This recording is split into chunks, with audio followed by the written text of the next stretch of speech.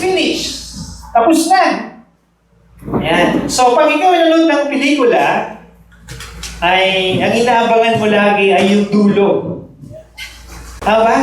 Pag nanonood ka ng pelikula, ang madalas mong inaabangan, ano bang mangyayari sa dulo? Yan. So, usually po, dati, pag pelikulang Pilipino, ang bida namamatay sa dulo. Diba? Ang bida namamatay sa dulo. Yan. At kung titignan natin, pag ang bida namamatay sa dulo, talo namatay. Namatay, talo. Paano siya naging bida? Namatay naman. Diba? Dapat ang bida, laging buhay. Diba? Pero kung titignan po natin, iba. Sabi nga, kanina pa, ng Pastor Alex, makikita natin the greatest portray ng isang humbleness about Jesus. Kasi mula nung siya ay namatay, iba tagumpay ang nangyari. Tagumpay! So, yung iba, pag sinabi nilang patay, wala na. Pero si Kristo, iba. Kaya sabi niya, it is finished. O tinignan po natin, in the Greek word, sabi ng mga Greek word, sabi dyan, ang word na finish, it's a telelestia. Tama ba? Telelestai. Yes. Greek word, sabi dyan, it is finished. Okay? O tinignan daw po natin, ito ay may hahambing natin, pag sinabing it is finished, is about you're a master and a servant. Pag sinabing finish yung master and servant, well done. Diba? Ibig sabihin, magandang pagkakatapos. Tapos. Diba? Pag may pinatrabaho sa'yo, may pinatrabaho, may yung master pinatrabaho niya sa servant, tapos, natapos. Kasi pag hindi tapos, ang pangit tignan, di ba? Pag may pinapagawa ka, kaya nga, well done, sabi ng master dun sa servant. Okay? Pag yung Old Testament, about priests and their sacrifice, their animal sacrifice, ang kailangan nilang i-sacrifice, kailangan perfect. Blameless.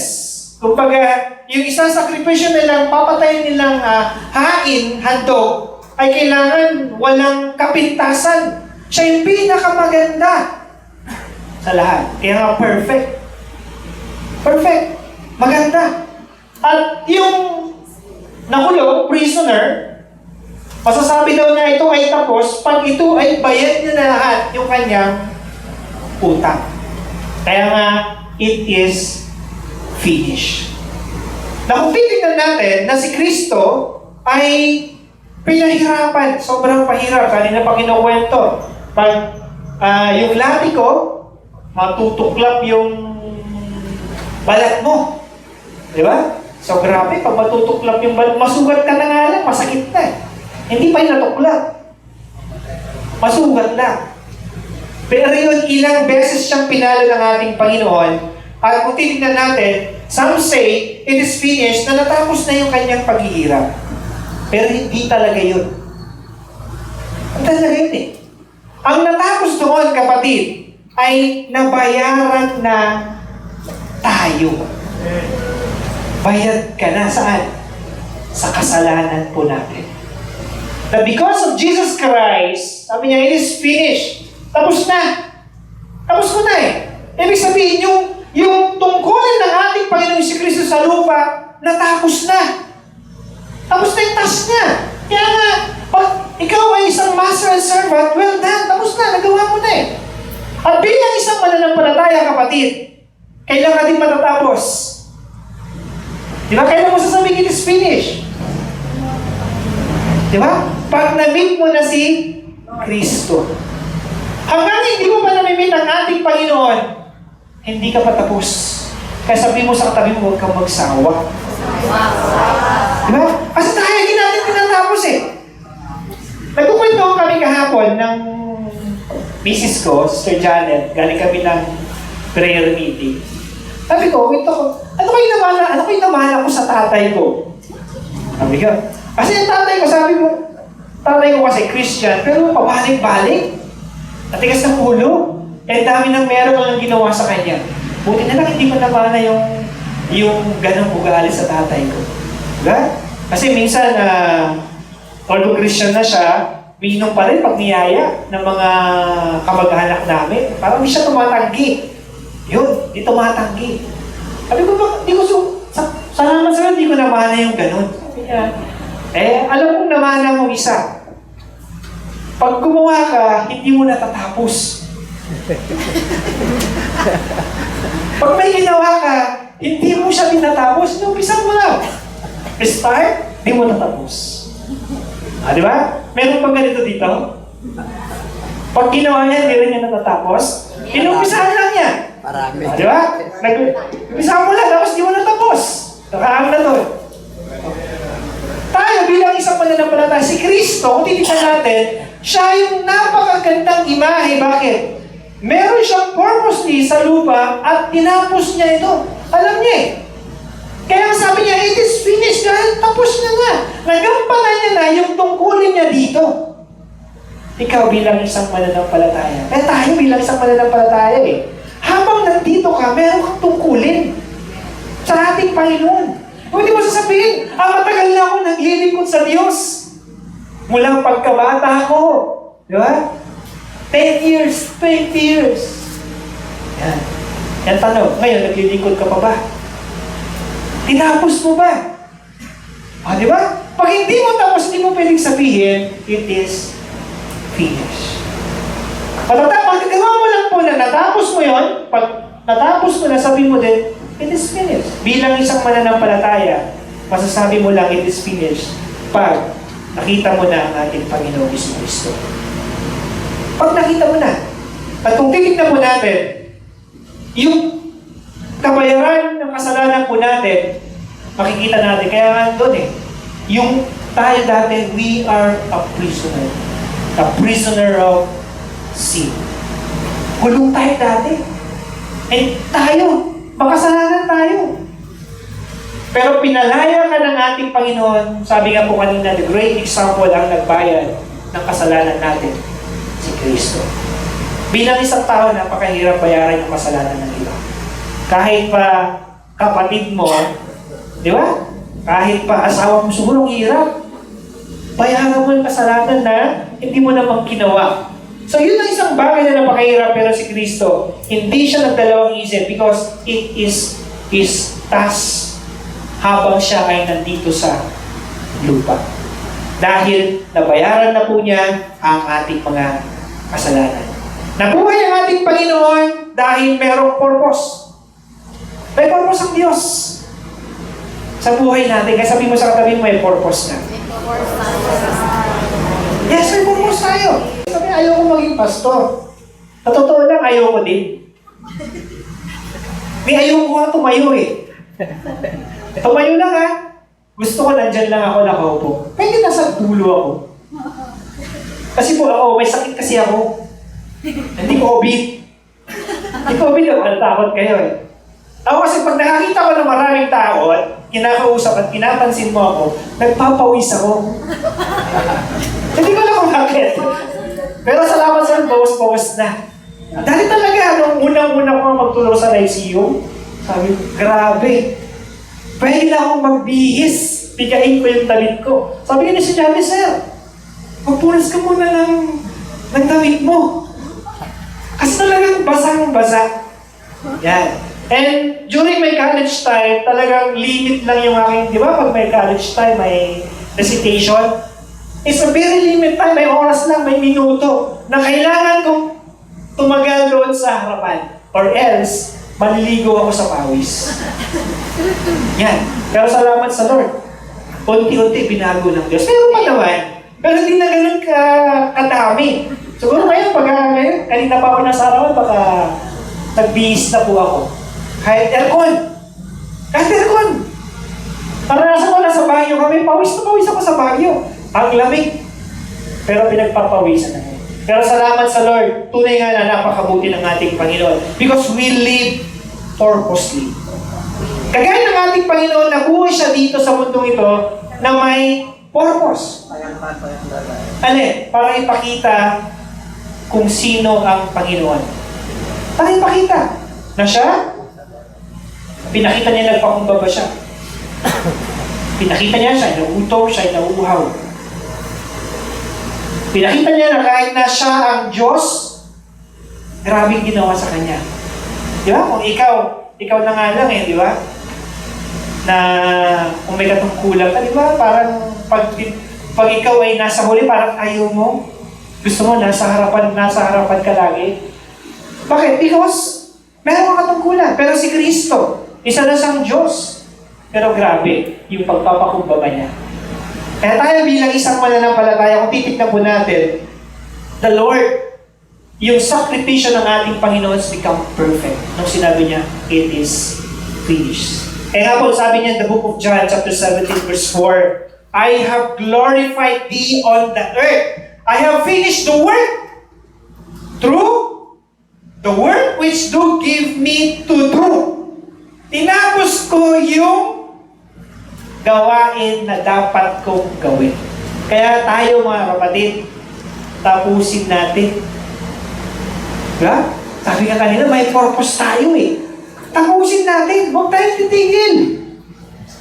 Kasi hindi ba tumitigil? Diba? Napagod lang, tumigil na. Diba? Pinagsabihan lang, tumigil na. Tinuruan lang, tumigil na. Natapos mo ba yung trabaho mo? But Jesus, sabi niya, I have finished the works which thou givest me to do. Tinapos ng Diyos. Kaya huwag kang magsasawa, kapatid. Huwag tayo magsasawa. Gawin natin, sabihin ng ating Panginoon sa atin, well done. Di ba? Ang sarap pakinggan. Pag well done. Kahapon po, sabi nila Friday, di ba? Walang trabaho. Pero nagpatrabaho ako Kasi doon lang ako meron. Kasi doon ko sila mababantayan. So sabi ko sa kanila, well done. Bakit? Nasatisfied ako doon sa trabaho. Yan. Di ba? Masaya ka kahit na sabihin mo na you pay for it. Pero kung nasatisfy ka naman, that's okay. Bakit you satisfy? Kumbaga, yung inaasahan mo, they meet. At bilang isang mananampalataya, sabi nga, you must be acceptable in service. Sinabi kanina, acceptable service. Hindi mo kailangan maging perfecto ka. You must be acceptable to God. Kasi tayo magiging perfecto, nakasama mo na ang Lord. So how Jesus paid? Ilang beses pinayaran ng Diyos yung ating kasalanan? Ilan? Taon-taon? Diba? Taon-taon? Bawal daw maligo pag Friday, Thursday. Buti na lang lockdown sa mga tara, bawal talaga maligo. O di ba? Kasi lockdown lahat ng resort, lahat ng paliguan, sarado. Oh. Hindi mo naligo kahapon? Ha? Hindi kayo naligo? Naligo kayo. So, salamat sa ating Panginoon. Sabi, the book of Hebrews chapter 10, verse 10. This is God our faith, by which will we sanctify through the offering of the body of Jesus Christ once for all. Once, mga kapatid. Once. Hindi twice. Ibinigay ng ating Panginoon ang kanyang katawan. Offering. Once. And nasabi in the verse 12, nagtaw tayo, verse 12. But this man, after he had offered one sacrifice for sin forever, sat down on the right hands of God. Ganyan kabuti ang ating Panginoon. Saan? It is a sacrifice for our sin. Na tayo, makasalanan tayo, hindi tayo karapat-dapat sa ating Panginoon. Pero, He offered His own body at once to pay perfectly, full payment of our sin. Full. Dahil niya po kabuti ang ating Panginoon. In the verse 14, ang sabi dyan, for by one offering, He had perfected forever them that are sanctified. It became perfect. One offering. It is the perfect offering for all. Hindi kagaya po ng Old Testament. Diba? Bawat kasalanan, offering. Alam niyo pag gano'n, inisip ko, pag gano'n pala, mamumulubi tayo. Bakit? Isang kapag-aahalap ng napakagandang tupa, napakagandang mga hayop. Bawat kasalanan mo, ilang beses nagkakasala isang araw. Diba? Bawat kasalanan mo, may offering ka. Mamumulubi tayo. Pero napakabuti ng Diyos. Once, siya ng pinakamagandang offering and it perfect. Para ano? Para ito ay maging sanctify po ang bawat isa. But the Lord said, it is finished. Na hindi natapos yung kanyang paghihirap, kundi ito ay naging matagumpay. Bakit po? Nabayaran na yung mga kasalanan natin. At kung titignan natin, it become perfect. And verse 17, nagtaw tayo.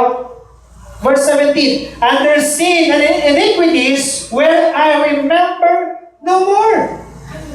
It is finished, my brothers and sisters. When you accept Jesus Christ in your life, it is finished. That your sin, no more. Di ba? Masaya ka ba na yung kasalanan mo na wala?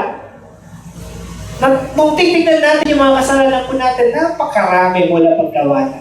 Kahit estudyante ka pa lang, nangopya ka. Di ba? Nangopya ka, nag-cheat ka. Sino nasubukan mag-cheat? Amen? Diba?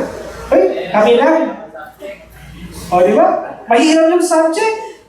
Hindi natutulong si teacher. Kaya open the book na lang.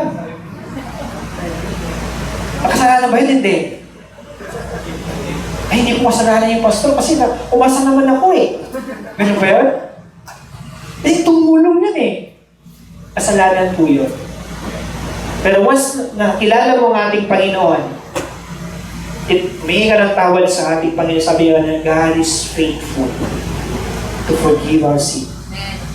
Na kung anumang hindi na pinignan ng Panginoon, kung gaano kalaki yung kasalanan natin, gaano karami. Masasabi ng ating Panginoon, their sin and iniquities, well, I remember no more. Hindi ko na maalala yung mga kasalanan nila, hindi kagaya natin. Pinatawad mo na yung tao. Saan naalala mo ulit kasalanan niya pag nakita mo siya? Ikaw yung inuha mo sa akin, hindi ko makalimutan. Naalala niyo ba yan? Di ba? Yung kapitbahay mo, naalala mo. Yung kapitbahay ko yan. Yung ginawa niya sa akin. Hindi ko siya nakakalimutan. Yan yung pag-alala ko sa kanya. Yan. Minsan yung pag-alala natin eh. Pero ang ating Panginoon, di ba? Anong ninaalala niya sa'yo? Hindi naman maalala, ay ito yung kasalanan mo, Mr. Joe. Naalala kita dahil sa kasalanan mo. Diba? Pero hindi. Sabi ng Panginoon, I remember no more. Yung sin mo, hindi niya na maalala. Ganon kabuti ang ating Panginoon. That's why the word, it is finished. Na tayo bilang isang mananampalataya, hindi ito nagtatapos. Diba? Ngayon. Kasi sabi natin, it is finished. Tapos na. Uwi na tayo. Tapos na eh. Pero kung titignan po natin, the real message here is, natapos mo rin ba your purpose in life here? Natapos mo rin ba yung task mo para sa ating Panginoon? Huminto ka ba? Pag huminto ka, kapatid, this is the time na tapusin po natin. Kasi habang nabubuhay ka pa naman, may magagawa ka. Matatapos mo na matatapos mo yun. Ang kailangan mong gawin, huwag lang daw tayo subukan. Yeah, so, sabi po dyan, it is finished. Palapakan po natin natin po. Praise God, hallelujah. And lastly, yeah, the seventh last word of Jesus. Father, into your hand, I commend my spirit. Father, into your hands, I commend my spirit. In the book of Luke chapter 23 verse 46 saying, and when Jesus had cried with a loud voice and said, Father, into thy hands I commit my spirit. And having said this, he gave up the ghost. Kung titignan po natin, na ang ating Panginoon, He died confidently. Bakit? He commit to His Father. Kung titignan po natin the first word, ang sinabi niya doon, Father. Alalahanin mo, hindi nila alam ang kanilang ginagawa. Forgive them. Patawarin mo sila kasi hindi nila alam ang kanilang ginagawa. Same thing. Mula before siya matanggalan ng hininga, Father.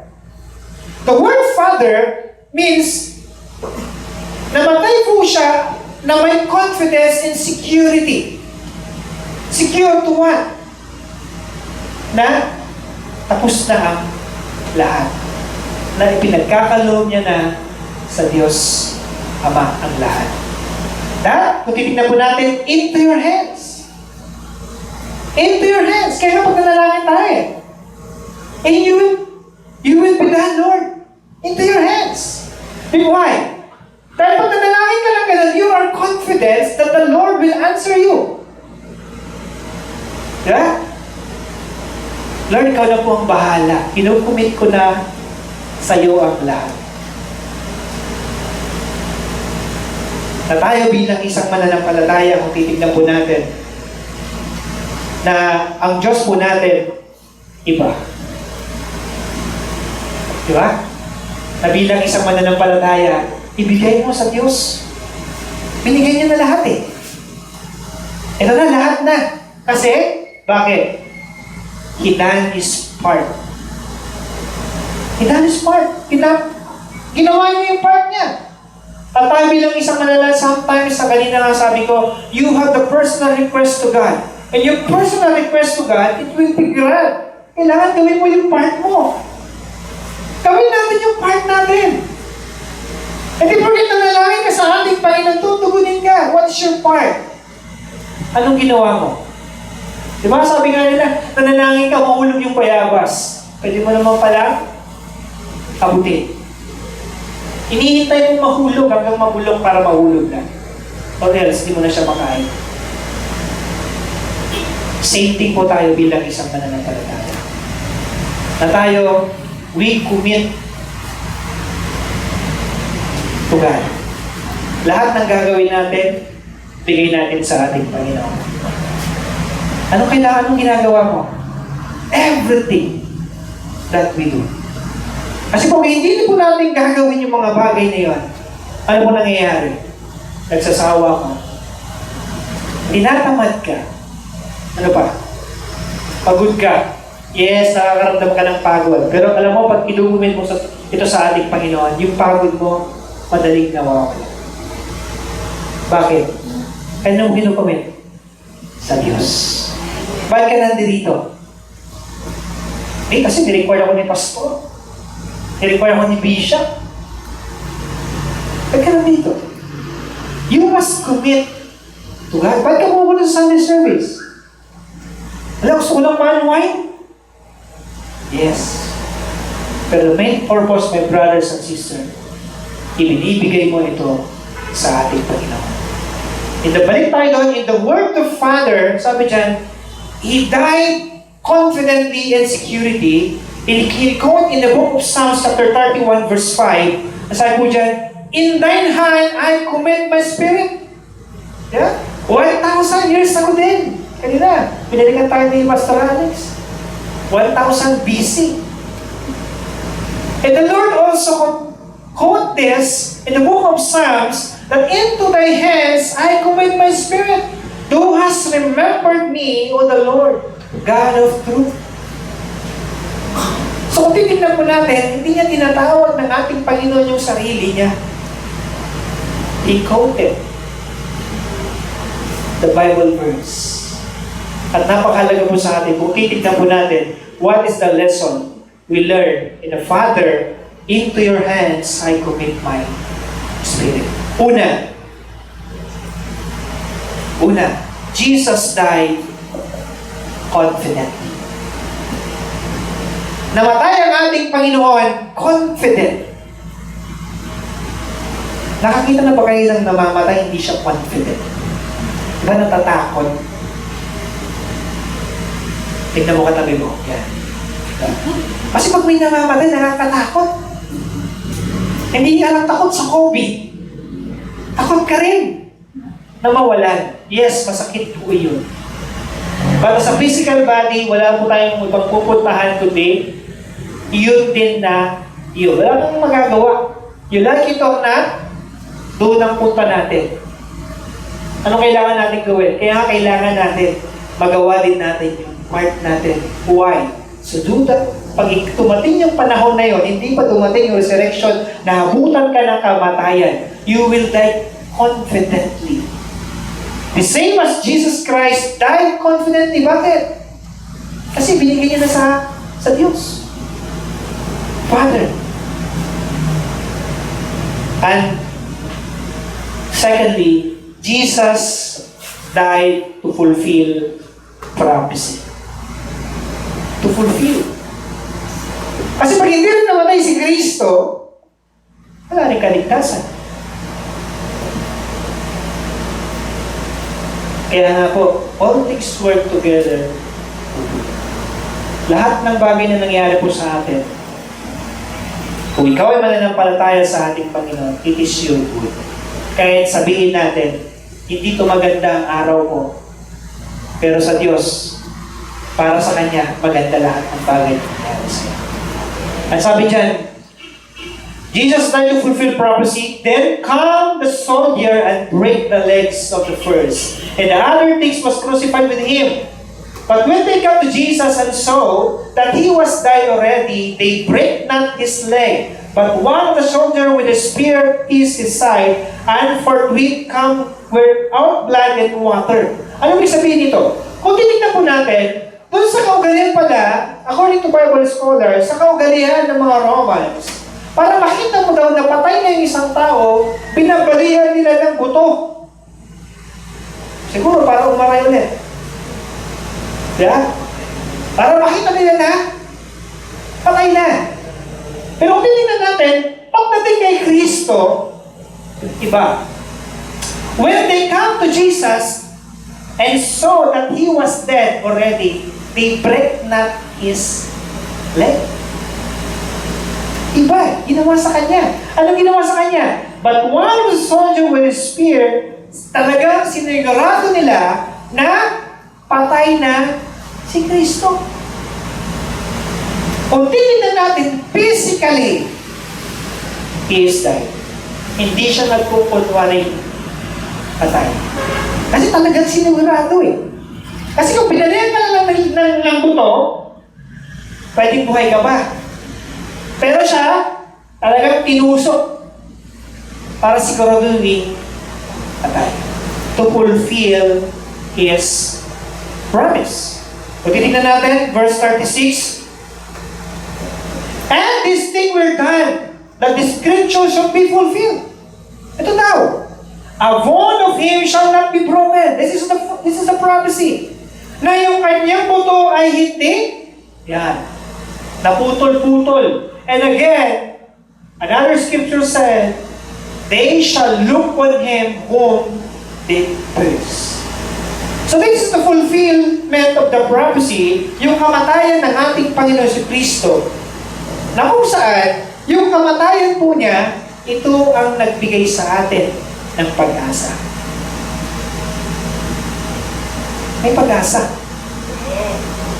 Anong kasunod nun? Yung kanyang muling pagkabuhay. Dahil kung hindi rin siya muling nabuhay, wala din yung paghihirap. Saan ka nakakita na matay, nabuhay na muli? Kung titignan natin, kahapon nga sabi ko, yung medyo nagabihan kasi kami pumunta, ang daming kandila sa labas. May santo doon. Diba? Santo dito sa Ilocano kasi maraming santo eh. Santo Ditoy, Santo Dijay, Santo Toy. Daming santo. Diba? Puro santo sa Ilocano. Santo Mangan. Diba? Puro santo doon. Dami mong nakita. Left and right. Diba? Nakakaawa mga kapatid. Nakakaawa. Diba? Hindi nila alam yung kanilang ginagawa. Kaya sabi ng Lord, Father, forgive them. Dahil hindi nila alam ang kanilang ginagawa. At mapalad tayo mga kapatid, bakit? Nabuksan yung ating mga mata. Nabuksan yung ating pangunawa. Bakit? Kaya nga, sharean ka ng siya pag hindi nabuksan eh. Wala pa rin. Diba? Subukan niyo ba yun? Nagsishare ka lang. Tango lang ng tango. Yung pala wala siyang nakukuha. Yan. Tango ng tango eh. Kaya pag nagsishare po kayo, pag tumatang mo lang, pagsalitain nyo, kasi baka hindi niya nakukuha yun. Yes! Baka ganun lang yung ganun. Pero actually, wala sa kanyang isip yung mga ganung bagay. But, kung titignan po natin, it is the prophecy of God na ang ating Panginoon si Kristo ay namatay to fulfill His prophecy. Na yung prophecy ngayon, kung titignan natin, lahat ay nangyari. Lahat ay nangyari. From the Old Testament, 1000 BC, diba? Nakalipas BC, before Christ. Nangyari ng mga bagay na yun, lahat ay nangyari. At kung titignan natin, yung prophecy ngayon, natupad. At yung prophecy ng ating Panginoon, at lahat tayo, di ba? Kukunin-uli ng ating Panginoon. 1000 BC nakaraan before natupad. Ilang BC na kaya yun? Ilang taon na? Pero ang Panginoon, sabi nga kanina, ang Panginoon ay hindi nagbabago. Noon, ngayon, at kailanman. Praise God. Hallelujah. Hallelujah. If Jesus died to fulfill His prophecy, died confidently, also Jesus Christ died willingly. That's why very confident siya namatay. Father, I commend my hands. He died willingly. Alam niya na mangyayari. Alam niya na napapahirapan siya eh. Pwede naman siyang umiwas. Kasi alam mo na eh. Kung alam mo ba na masasaksak ka paglabas mo, lalabas ka? Diba? Hindi. Alam mo ba na ikaw ay paglabas mo dito, papahirapan ka, lalabas ka ba? Hindi na. Pero Jesus Christ died willingly. Alam niya na napapahirapan siya. Alam niya na mamamatay siya, but still, ginawa pa rin po niya yun. Para ano? Yan. Para sa bawat isa po sa atin. Alam niya eh. In the book of Psalms 22, sabi kanina, ito yung sinabi kanina, 16, for dog have compassed me, the simple of the wicked have enclosed me, that pierced my hands and my feet. I tell all my bones that look and stare upon me. This is the prophecy. Die, part of my garments among them, and cast lots upon my vestures. Kung titignan po natin, lahat po yun ay nangyari. Alam na ng Panginoon na mangyayari yan. But still, He willingly to die to fulfill His prophecy and for the payment of our sin. Kabayaran yun ng ating kasalanan. And again, Jesus died victoriously. Sabi mo sa katabi mo, tagumpay. Yes. Namatay ang ating Panginoon na tagumpay. Kung titignan natin, namatay siya, but tagumpay ka, kapatid. Tagumpay. Bakit? Dahil dito, sinisinta ko ang Ama, sapagkat ibinigay ko ang aking buhay upang kunin kong muli. Sino may hindi mag-alis sa akin nito, kundi kusa kong ibibigay. Kusa. May kapangyarihan akong magbigay nito at may kapangyarihan akong kumuha muli. Tinanggap ko ang utos na ito sa aking Ama. So the Lord died victoriously. Triumphantly. Na kung titignan natin siya ay namatay with rejoice. Bakit? He fulfilled His promise, He fulfilled His prophecy, at tayong lahat may karapatan na tayo ngayon na maging anak ng Diyos. Dahil kung wala yun, kapatid, wala tayong karapatang maging anak ng Diyos. Dahil po sa ginawa ng ating Panginoon. Dahil sa kamatayan ng ating Panginoon, He fulfilled His mission. Na mission ng Diyos sa lupa is to save the humanity. From what? From sin. Na tayo muli ay bumalik sa original na plano ng ating Panginoon. Diba? Yung original plano ng Diyos? Napakaganda. In the book of Genesis, kumbaga, it's all perfect. Wala ka nang kailangan doon. Ibabalik tayo doon ng ating Panginoon. Anong kailangan mo lang gawin? You must be willingly to accept Jesus Christ and obey the Word of God. Kailangan din sumunod tayo eh. Hindi pwedeng tinanggap mo na si Kristo, tama na. Hindi pwedeng humingi ka ng tawad sa Lord, tama na, may gagawin ka kaya nga eh. It is finished. Na kailangan tapusin natin yung task natin. Na kailangan yung mission din natin matapos din natin. Para masabi mo, it is finished. And Father, into your hands, I commit my spirit. Ang sabi dyan in the book of John, chapter 16, verse 20, sabi po, Nagbuhat ako sa Ama, at naparito ako sa sanlibutan. Muling iniwan ko ang sanlibutan, at ako'y paparoon sa Ama. So the Lord fulfilled His mission. Siya, buhat siya sa Ama, kaya kailangan, at siya muling paparoon sa Ama. At kung titignan po natin, that is the seventh last word of Jesus. Na kung titignan natin, ako rin po noon, parang wala lang, pinapanood ko lang siya. Kaya parang wala lang. Pinapanood mo lang. At ano pala yung nangyari? Pero kung titignan mo pala, ito ay napakahalaga sa isang mananampalataya. Na kung saan, this seven last word of God, dito tayo tuturuan ng ating Panginoon. Dito tayo gagamitin ng ating Panginoon. That the Lord's God is the best example. That the Lord Jesus Christ, we must follow the example of Jesus Christ. Na kung saan, if you share the Word of God, Father, forgive them for not knowing what they're doing. Nag-share ka ng Word of God, anong ginagawa nila sila? Hindi ka nila pinapansin. Pangalawa, diba? Sinishare mo na yung paradise sa kanila. Pero still, di ba? May dalawang magnanakaw doon.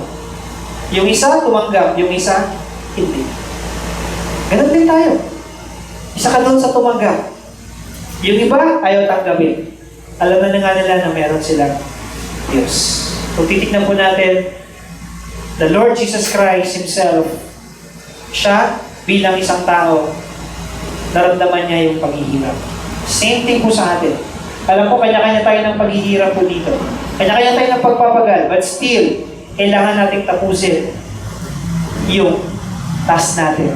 So the Lord is given it to us.